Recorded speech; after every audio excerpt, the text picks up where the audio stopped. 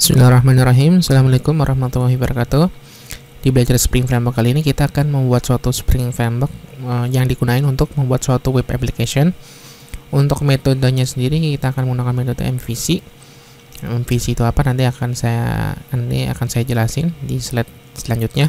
Oke, langsung kita mulai aja teorinya.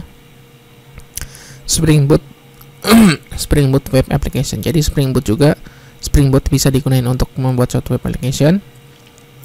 Untuk membuat suatu web application menggunakan Spring Boot, kita perlu beberapa dependensi tambahan. Yang pertama kita untuk webnya sendiri, untuk web application-nya sendiri, kita perlu nambahin ini Spring min boot, Spring min starter, min web. Jadi di apache maven-nya di file pom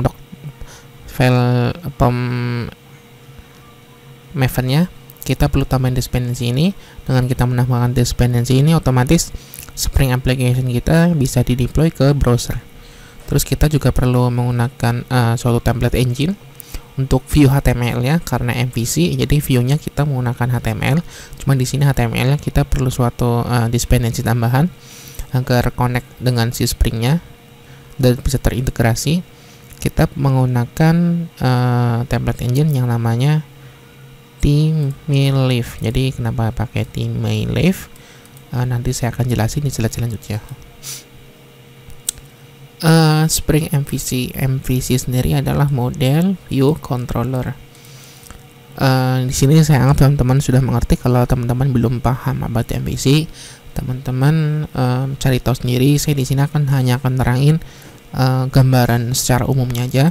Jadi kalau MVC, M-nya sendiri adalah model. Biasanya kalau di Spring biasanya berupa biasanya untuk menyimpan yang berhubungan dengan database atau dengan tabel. Jadi kalau berhubungan dengan database kita simpan di suatu model. Model ini biasanya dikelompokkan dengan menggunakan package. Jadi nanti kita contohin deh. Terus berisi entitas untuk database. Entitas sendiri adalah inisialisasi untuk nama tabel. Nanti kita contohin juga. Yang kedua adalah view.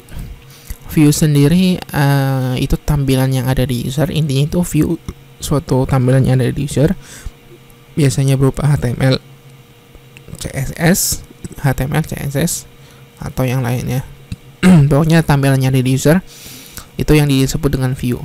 View yang di MVC ini maksudnya. Terus yang kedua adalah controller. Kalau di Spring sendiri controller berisi mapping alamat URL alamat web kita, berisi codingan proses logiknya, request. Jadi kalau user melakukan request, pertama biasanya kita akan proses di controller. Controller nanti akan memprosesnya. Apakah kita masuk ke model, apakah kita langsung ke control, atau langsung dilempar ke view. Jadi seperti itu proses dari MVC secara garis besarnya. Untuk lebih detailnya teman-teman bisa lihat cari tahu di Google, banyak kok yang nerangin MVC itu apa. Oke, next. Kenapa sih pakai ThemeLive? Apa itu ThemeLive sendiri? ThemeLive merupakan template engine yang digunakan untuk tampilan view dari aplikasi web Spring kita nanti. Sebenarnya untuk template engine ada banyak banget. Ada yang paling sering dipakai sih JSP ya dulu ya. Mas sekarang dari Springnya sendiri merekomendasikan menggunakan ini template engine ThemeLive. Untuk defaultnya biasanya sih orang-orang banyak menggunakan JSP. Kalau JSP biasanya kan identik dengan Java. Nah, yang baru sekarang ada ThemeLive. Ini yang sangat direkomendasikan sama si Springnya. Untuk membuat suatu ThemeLive, tadi kita hanya perlu ini, nambahin dependensi ini kita tambahin ini, otomatis nanti kita bisa proses. Bentuknya sama seperti file HTML, cuma di tag HTML nya kita perlu tambahin kode ini. Jadi ada kode ini XMLSNS.2th alamat ininya. Kita perlu tambahin ini, otomatis HTML kita sudah bisa dijalanin dengan integrasi si ThemeLive-nya. Terus kenapa pakai ThemeLive? Nggak perlu dependensi pendukung lainnya. lagi. Jadi kalau kita pakai JSP, kita perlu pakai dependensi pendukung lainnya lagi, kayak misalkan web tag, terus ada satu lagi CSTL. Jadi kalau pakai di MyLife kita nggak perlu dependensi tambahan, terus kodenya sendiri lebih clean, lebih simple, lebih gampang deh pokoknya. Kalau teman-teman sudah pernah memakai JSP, pasti teman-teman bisa bandingin mana perbedaannya. Terus di MyLife sendiri disarankan oleh si Spring Framework-nya. Terus semua fitur yang ada di Spring bisa support menggunakan template engine di MyLife. Jadi kalau kita pakai JSP, itu ada beberapa fitur Spring yang nggak support di JSP itu sendiri. Jadi makanya si Spring sangat merekomendasikan menggunakan di MyLife. Kalau menggunakan JSP ada beberapa limitasi fitur Spring yang nggak jalan di JSP, makanya kita disaranin menggunakan di MyLife. Sebenarnya template engine bukan cuma ada di MyLife dan JSP, ada juga Velocity, ada juga apa tuh, ada banyak deh, nanti kita lihat. Terus di MyLife update. Untuk direktorinya ini sekilas saja. Untuk penyimpanan HTML-nya kita simpan di resource/templates, nanti ada otomatis, ini udah auto configuration. Enaknya pakai Spring Boot seperti ini, udah auto configuration.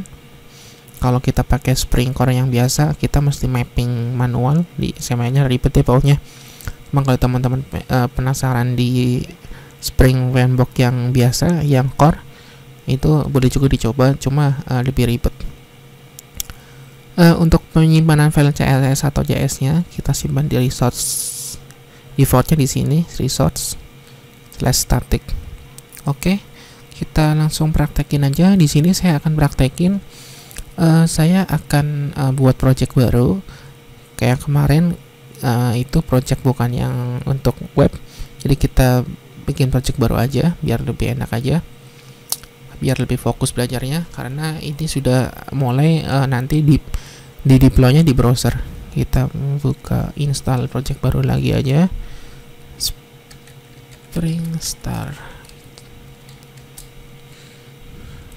spring.io.star, kita buka aja full version, ininya com.master code. Untuk artifactnya misalkan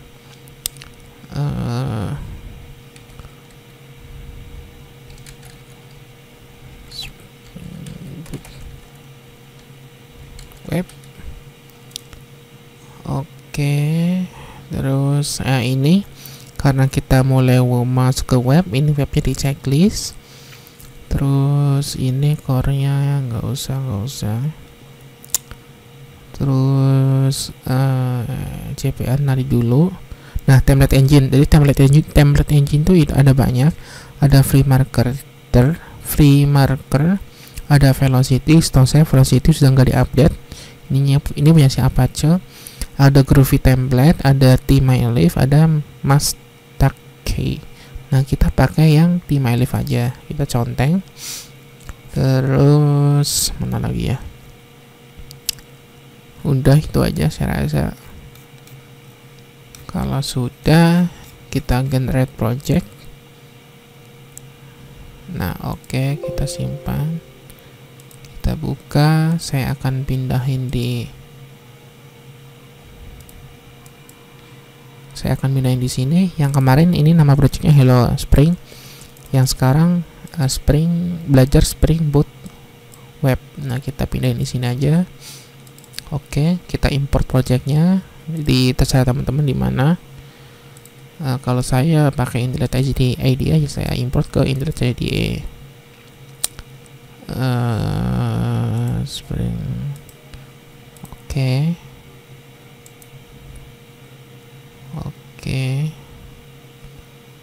Nah, sekilas sama direktorinya, cuma beda di sini. Kalau yang kemarin nggak ada direktori resource, kalau yang sekarang ada resource, ada static, ada template. Sekilas sama kan. Nah, oke, kita coba jalanin aja. Apakah sudah bisa ke deploy?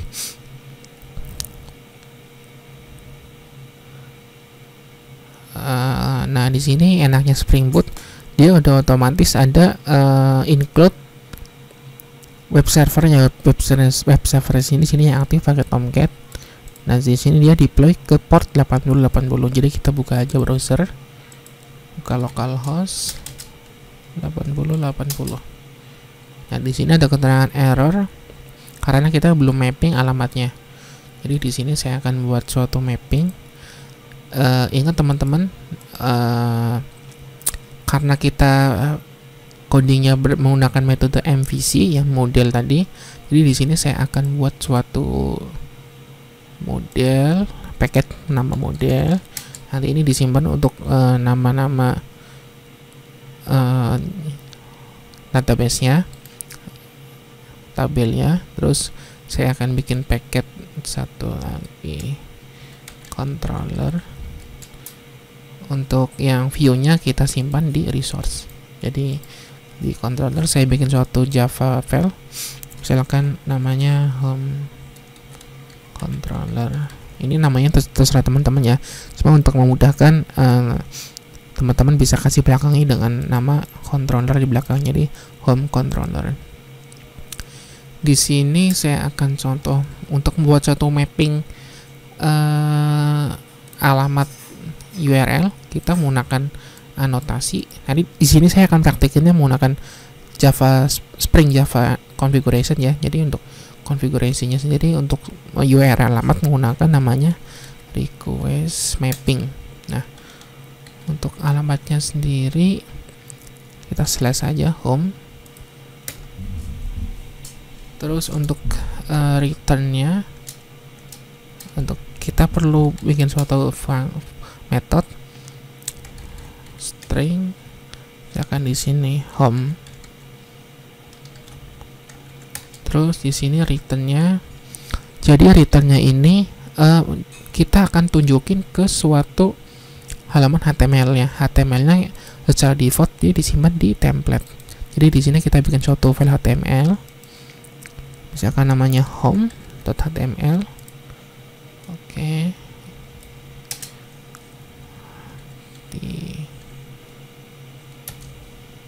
Nah, ini HTML ya. Sekilas sama, cuma perbedaannya di sini teman-teman mesti tambahin ini aja di tag HTML-nya.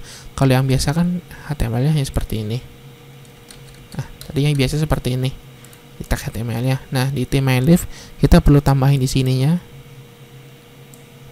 Saya sudah bikin template-nya, jadi auto generate.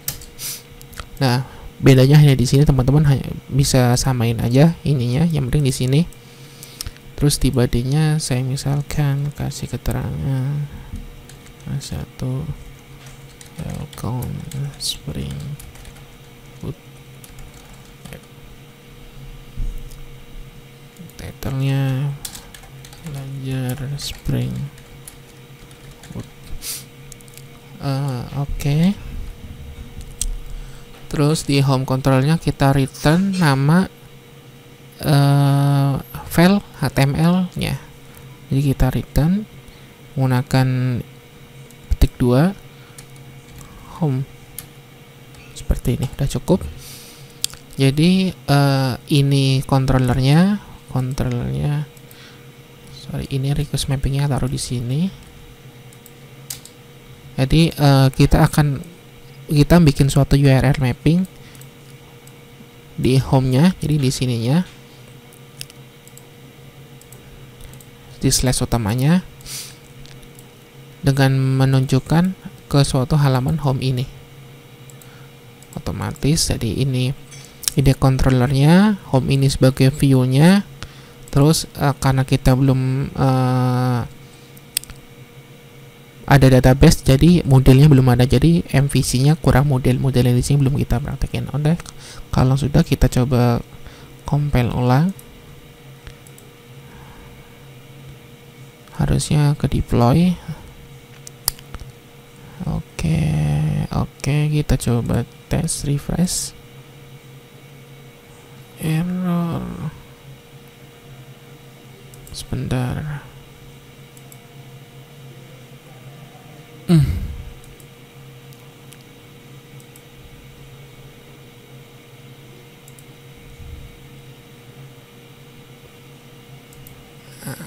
Nih. Oh iya, sorry, di sini karena ini suatu controller, kita mesti tambahin yang namanya anotasi controller. Kita compile ulang. Jadi kalau kita kontrol, kita tambahin controller. Oke, kita refresh. Nah, welcome Spring Boot. Jadi sukses ya teman-teman buat suatu Spring Web. Caranya gampang sekali kan teman-teman. Kalau teman-teman nggak pakai Spring Core yang biasa, agak sedikit ribet. Ada settingan web XML. Saya ada contohnya sih di sini.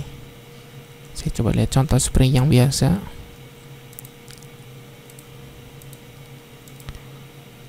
Ini untuk directory Spring yang biasa. Serius lebih ribet, saya nggak bohong.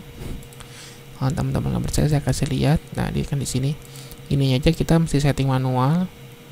Terus di sini juga ada settingan, ada banyak file XML, ada web XML. Jadi semua kita mesti mapping manual.